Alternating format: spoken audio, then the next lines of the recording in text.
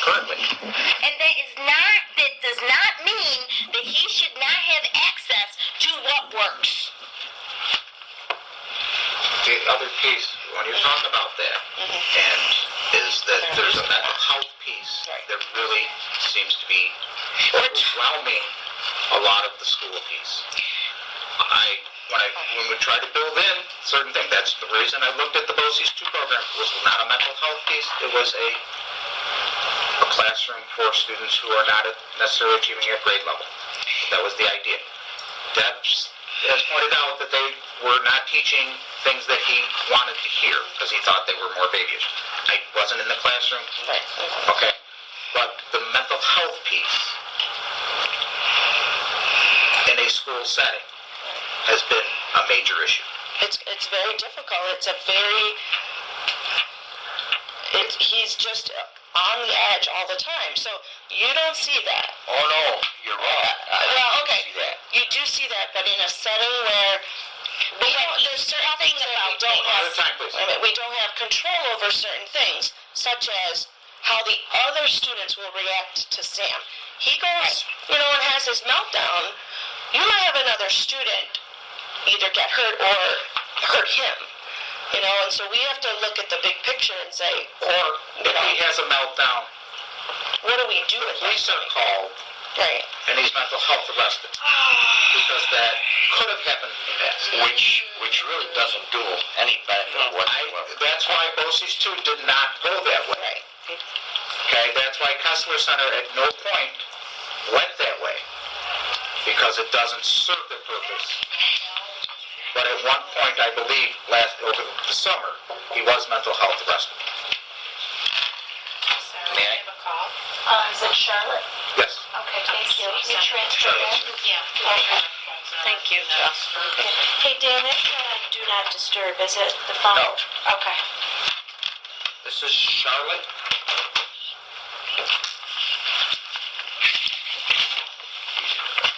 We hope.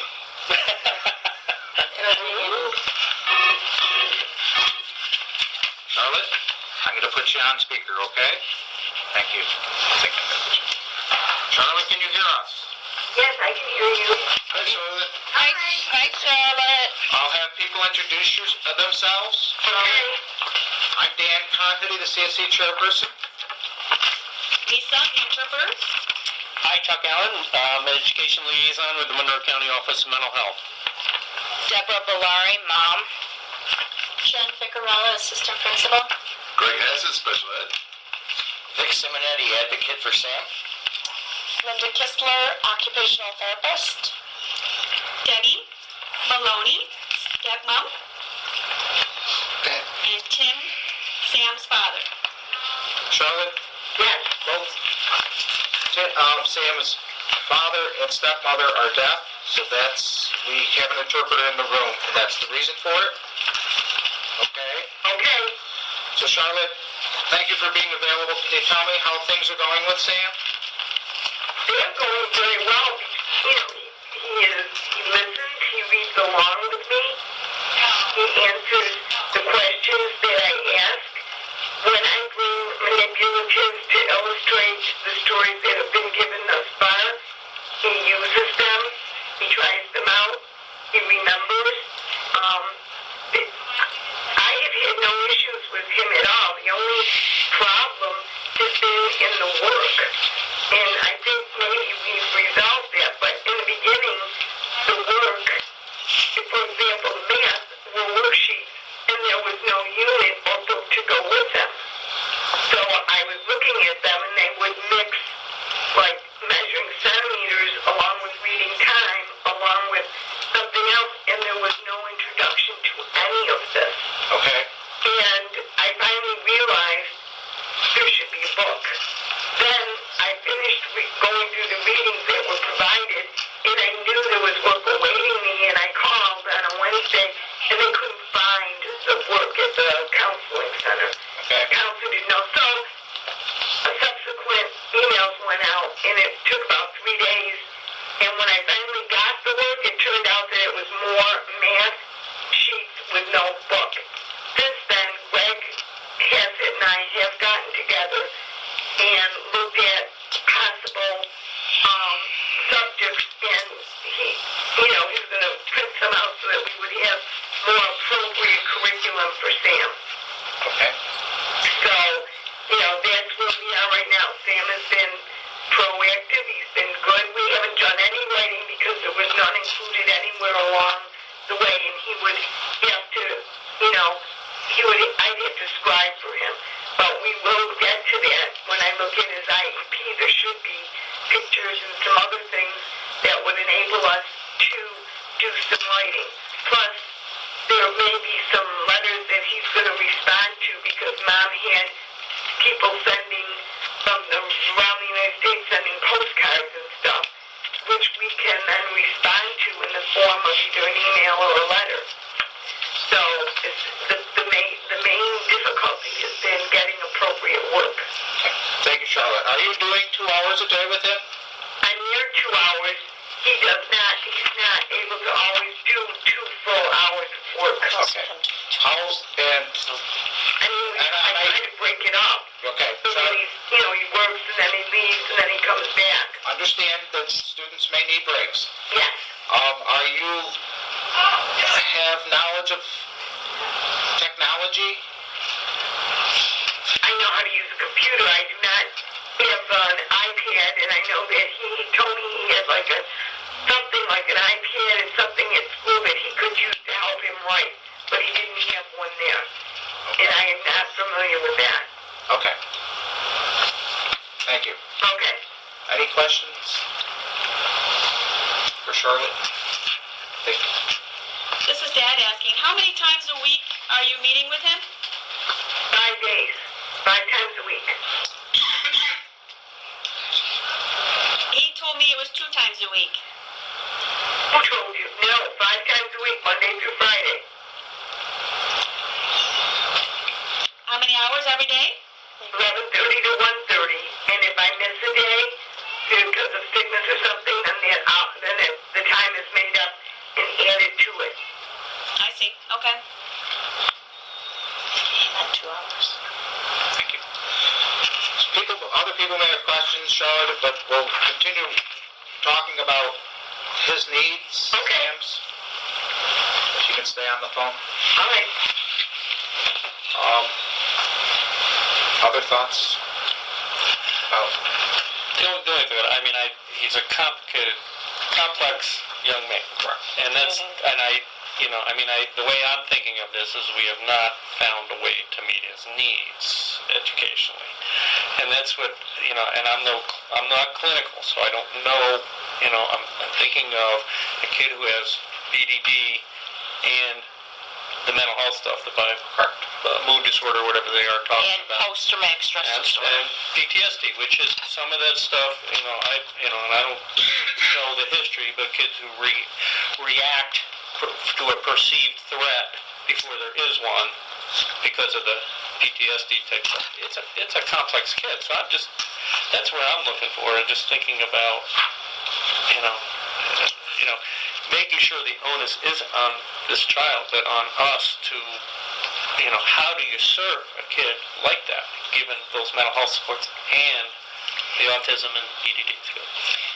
Also, I don't have an answer, so I'm sorry. I know you're stating the obvious, but sorry. Sam is also a twice exceptional kid.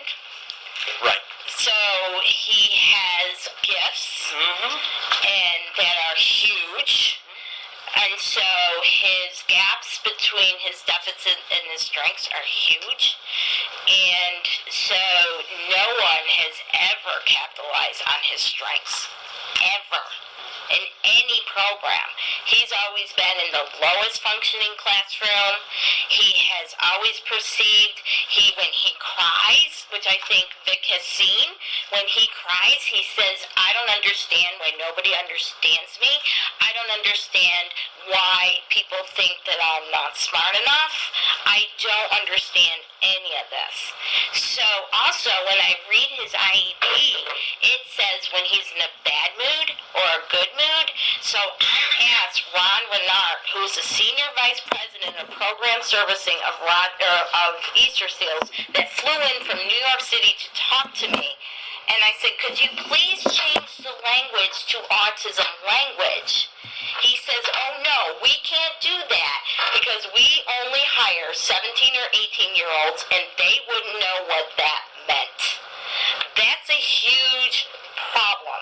When I went to Kessler Center, 2 guys walking out talking about their takedowns for the day. I saw the woman come in with the office chair with this look on her face that she was ready for war. And next thing I hear, Sam screaming while people are getting ready to take him down. So I go back to the stress chemicals that are released when there's the threat, when there's the pushing over chairs, hitting his head, when he's seeking proprioceptive movement. It's research. It's a fact. So when I said to Kessler, he needs heavy lifting jobs. We have known this. This is what the music therapists worked on with him. The executive functioning deficits are huge. That's what the music therapist was working on. Executive functioning wasn't even part of his evaluation. So the dysgraphia, it is real. So Kessler Center changed his fine motor deficits, and now they're his strengths. His graphomotor deficits are now his strengths. So if you could fill me in how it's appropriate to change his deficits, it's been on his IEP since he's been 5 years old, for Kessler to change it to his strengths. But if we can take that information, like you guys talked about, moving forward to what works, and who can provide that? That's again, I know stating the obvious, I know, but if they looked at this IEP, I would rather create. Sam has heard Deb on the phone constantly being negative every day. He says he doesn't want to hear that. He says, I can't stand it anymore. Those are what he has told us. Okay, but that is influencing him as well. right, but that's true. But again, what I'd like to translate this into, Deb, if you could create, or if you guys can create a perfect program.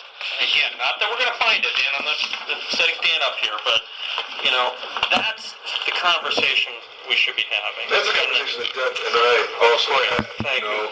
What is it that would work? And she has a few ideas on that, for sure.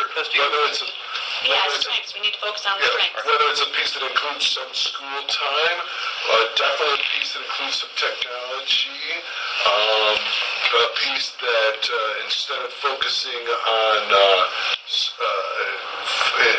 a piece that helps him with his weaknesses in a realistic way, like an all assessment piece where he's interested in he's got this business, he's got things he should be learning about money, time management, organization, things like this that actually mean something to that, and to include that, to focus on the strengths, to build that in as a part of his education, and to teach him to utilize technology in a way that can be helpful to him in the future. But there is also a piece that I believe that it is pretty imposing upon someone to have all of your education needs met in your household.